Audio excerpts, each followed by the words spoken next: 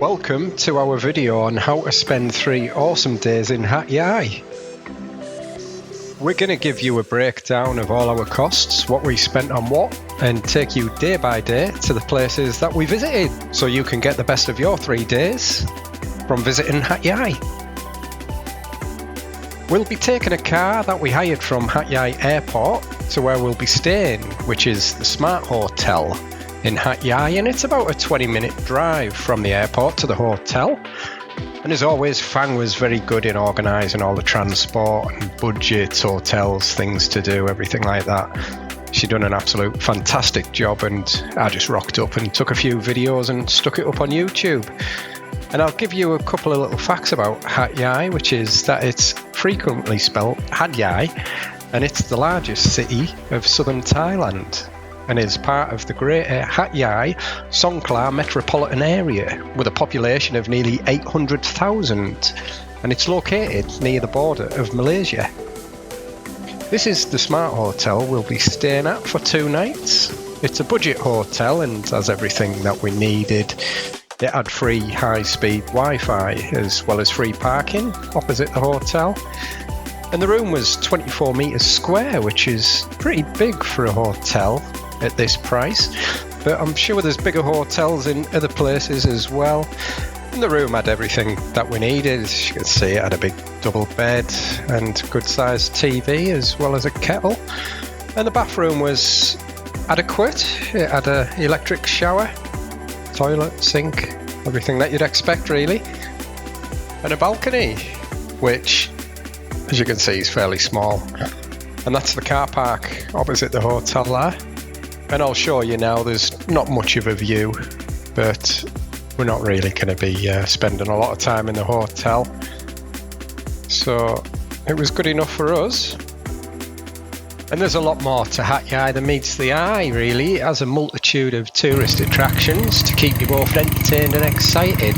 And this is a little preview of some of the places that we'll be visiting over the next few days, including some absolutely amazing temples, as well as some of the markets where we'll buy some local treats that are famous from this area, and we'll take you with us to show you some of the awesome food as well that you can eat in some of the unique natural surroundings.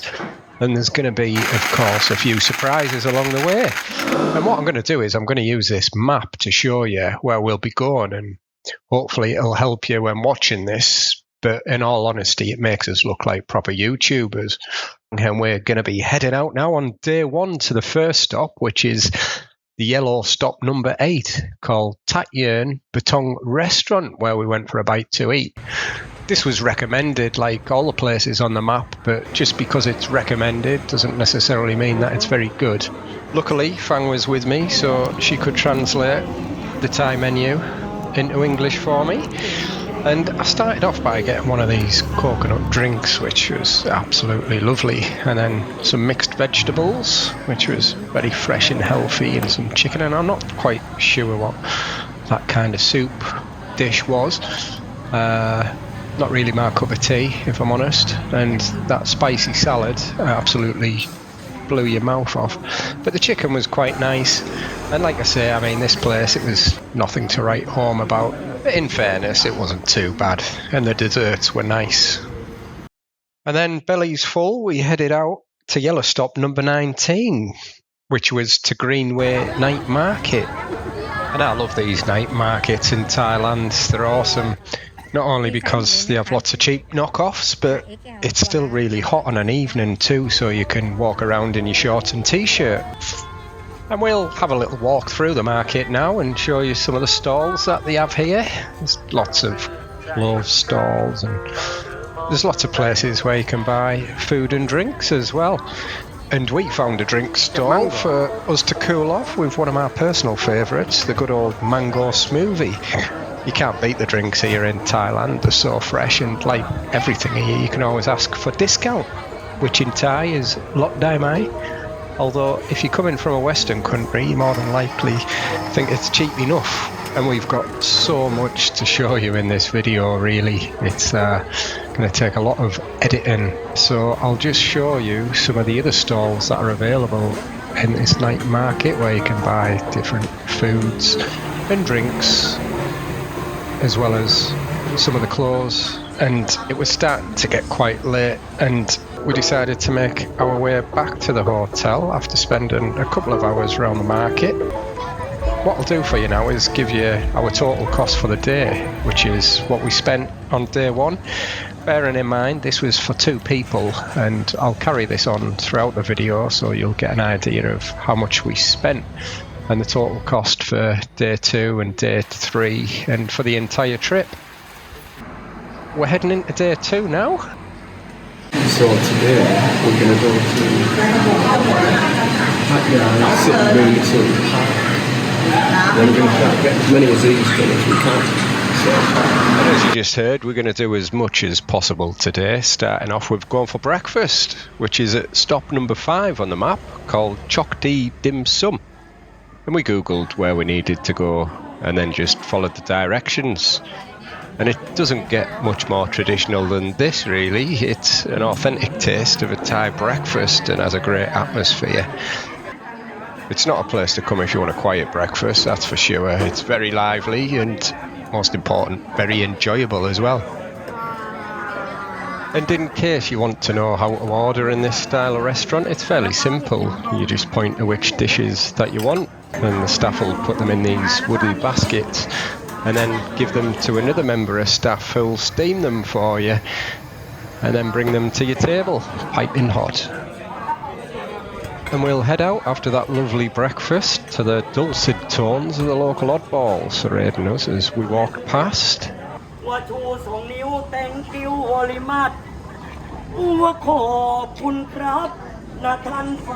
And now we're going to head up to Hat Yai Municipal Park, which is yellow stop number 17 on the map, and that covers all the areas in the green zone, of which there's 7 of them. And we did everything in reverse, starting with green stop number 7, which is the Bodhisattva Guan Yin, who's the god of mercy and compassion. And it's probably worth mentioning that there's 4 temples in this area out of the 7 places to visit here at Hat Yai Municipal Park. And this temple being the first, which didn't disappoint. There's numerous statues of deities around each corner.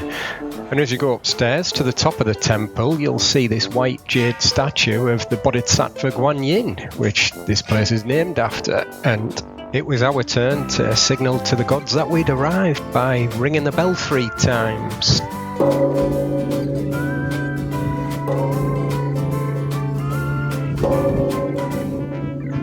You can see why many people come up here for these awesome views, as well as offering prayers and seeking blessings. You can't help admiring the intricate architectural details of this temple.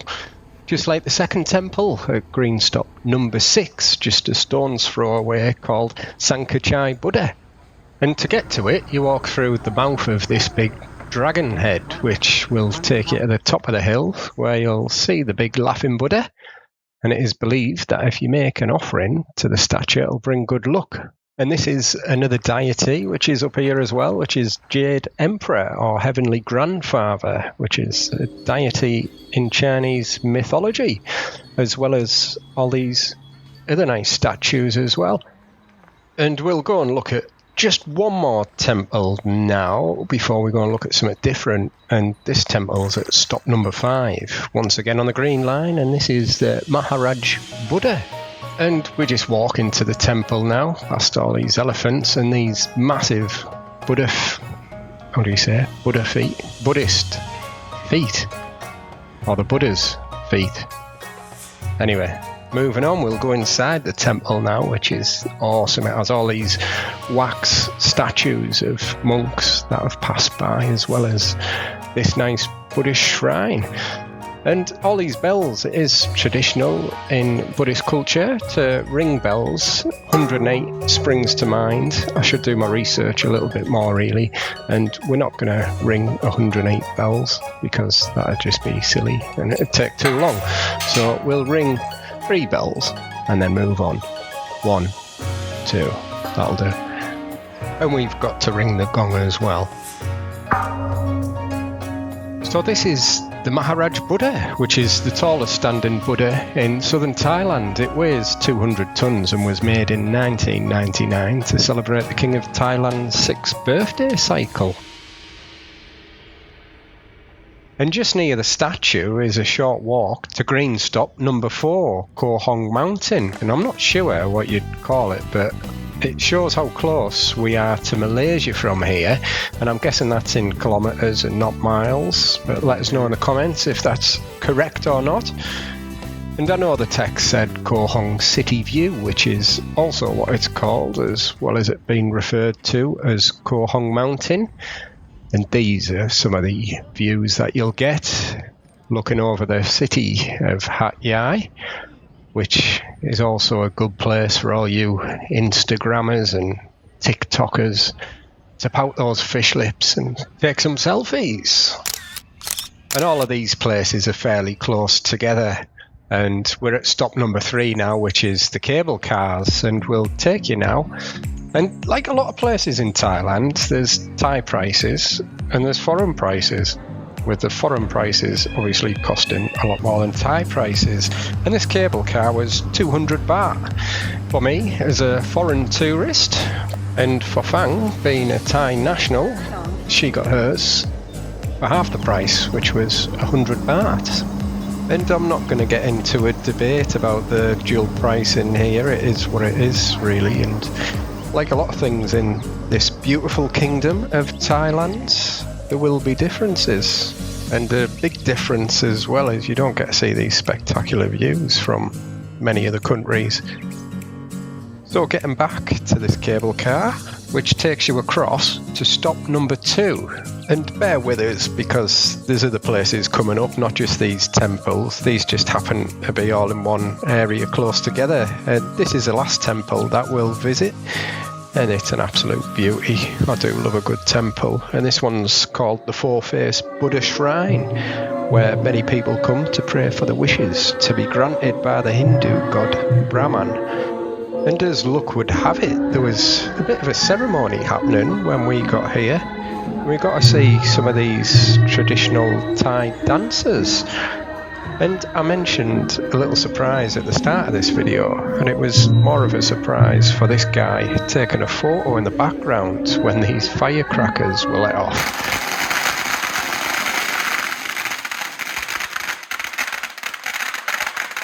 And people light firecrackers for good luck. You can see quite a number of elephants of various sizes around the temple. And in Hinduism, elephants symbolise strength, power and wisdom, and are often associated with deities and divine power. So that's it now for the temples. You may or may not be pleased to hear, depending on which you like temples. If you do like temples, we've got lots more on our channel where we've been to loads actually. So we'll take the cable car back, and I'll speed this up a little bit so we get to go across in about 10 seconds. We managed to see everything that we came to see by the early afternoon, but you could spend a lot longer here exploring, depending on how long you were visiting for. And moving on now from Hat Yai Municipal Park, about a 30-minute drive away, we're going to show you Samila Beach, which is also inside the city of Songkhla, or Songkhla City, as this sign suggests. And this is Samila Beach. Did I say Samila before, or Somali? Can't remember. Anyway, there's lots of places where you can grab a little bite to eat around here, with all these food stalls, where you can pick up some fresh pineapple. And there's a donkey ride as well, if that's up your street. Or is it a donkey? I think it might be a small horse, actually. And down this end of the beach, you'll find the cat and the mouse. And there's an interesting story behind this. So if you are interested in the story, then you might want to pause the video now, because the text coming up on the screen will describe that story for you. And there's another famous tourist attraction here at Samila Beach, which is the bronze statue of a mermaid known as the Golden Mermaid. And this is located at the end of Samila Peninsula, and it's a famous tourist attraction. and a symbol of Samila Beach in Songkhla. And again, if you want to know the history of this, then you can pause the screen now. And just in case you did want to take a horse ride around here, then I'd look no further than number 8 as a safe bet. He certainly looked a bit more up for the ride, pardon the pun. So this is what you can see at Samila Beach in Songkhla, barring the dancing. And just a short 20-minute ride away from here was another recommended restaurant, which boasts a 4.2 star rating on Google Maps with lake views, called Mahadsajan Koh Yor. And this restaurant didn't disappoint.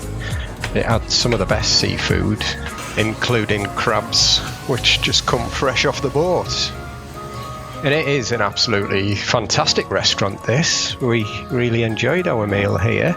And I'll give you a little look around. You can walk down this pier and hop on one of these little paddle boats if that's your cup of tea.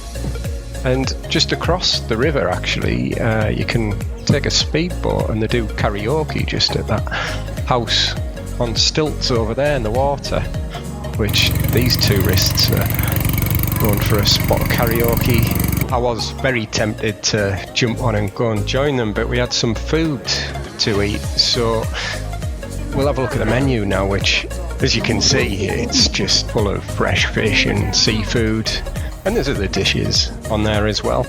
And we can give you a little look at some of the food that we ordered. And you've probably seen Fang in other videos eating weird and wonderful things that I don't normally eat, and he's another example of one of those foods. So what's this one? This one is kai pla ring fish egg. Fish egg? Yeah. Go on then. Down in one. And I don't think that was as bad as some of the offal that she ate on the temple tour in Hong Kong. I'll link that video in the description if you want to watch that one. And getting back to these giant prawns, the size of these things, massive. Yeah, these were more like lobster tails than prawns. Absolutely lovely. And as tempted as I was to join these for a spot of karaoke, enjoy karaoke, I did get to have a little bit of fun myself. Showing my age there. And once again, we shall move on from here to the next stop, which is at yellow stop number 12, Kim Yong Market. And this market has a great atmosphere. It's not like some of the markets that we've been where you get hassled as soon as they see that you're a foreigner. And it's renowned for nuts, and more nuts. There's just shops everywhere selling nuts, which is great if you like nuts. Unfortunately, we like nuts, so it'd be rude not to buy some. So we did.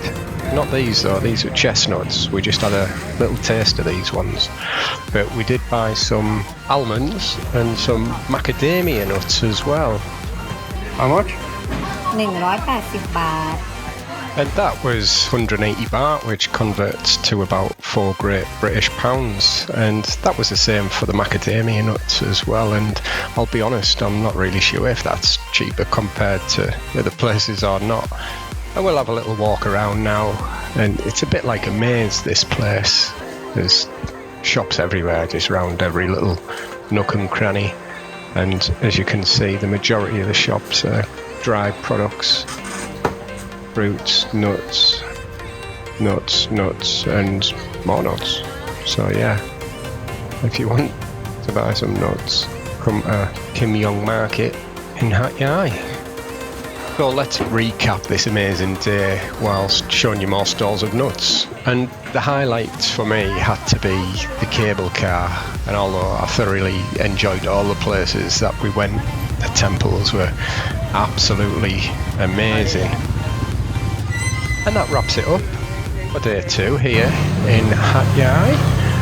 And I'll give you a breakdown of our costs once again, bearing in mind this was for 2 people, and I'll convert it into the different currencies for you as well. And compared to the different countries that we've been, I'd definitely say that this was a relatively cheap day in comparison to other places. And we shall head into day 3 now, where we're going to explore the biggest shopping mall here and do a bit of retail therapy. It's at yellow stop number 2 on the map and conveniently just a short 10-minute walk from the hotel, called Central Festival Hat Yai. We just had to navigate over the bridge, and what I'd like to do is just run through what's available in this shopping mall for you. It's spread over 5 floors, and we'll head up to the top floor, which is where the cinema is, and then we'll work our way back down each floor, showing you what's available.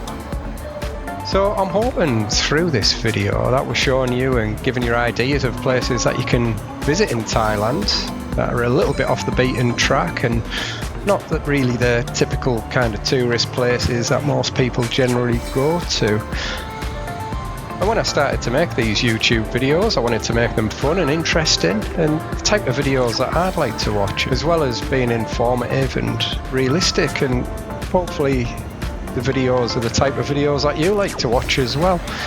And we've got quite a lot of videos on our channel now from places that we've travelled, so I'd really appreciate it if it was of interest to you, that you might want to have a look at them.